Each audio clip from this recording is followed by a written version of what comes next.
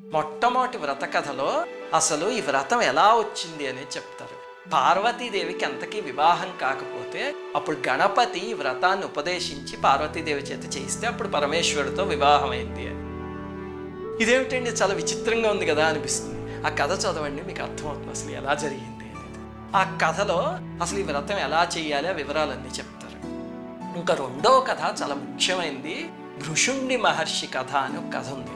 అదేమిటంటే ఆ మహర్షి తపస్సు చేసుకుంటుంటే నారదులు వారు వచ్చి చెప్తారు, నీ భార్య పిల్లలు అలాగే నీ తల్లిదండ్రులు వీళ్ళందరూ కుంభీపాక నరకంలో వేగుతున్నారు, నువ్వు ఇక్కడ హాయిగా తపస్సు చేసుకుంటున్నావు, నీకు జాలి లేదా?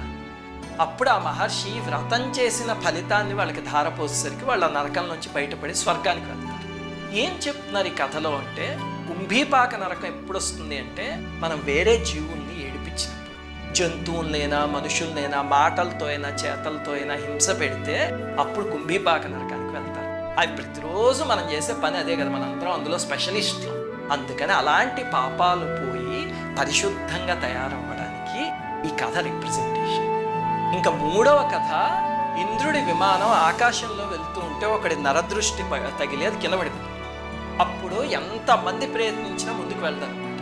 ఒక చనిపోయిన వేశ్య ఉంటుంది, ఆ తల్లి ఒంటి మీద నుంచి వీచిన గాలి తగిలి మళ్ళీ ఆ విమానం పైకి వెళ్తుంది. ఏమిటండి చాలా విచిత్రంగా లేదా అంటే, వీటిని అర్థవాదం అంటారు. ఈ కథలైనా సత్యనారాయణ వ్రతం అయినా సరే ఇలాంటి కథల్లో సింబాలిజం ఉంటుందన్నమాట. అవన్నీ తర్వాత చెప్తా. కానీ ఇంతకీ అందులో చెప్పదలుచుకుంది ఏమిటంటే, నరదృష్టి తగిలితే కనుక ఎంత గొప్పదైనా కింద పడిపోతుంది.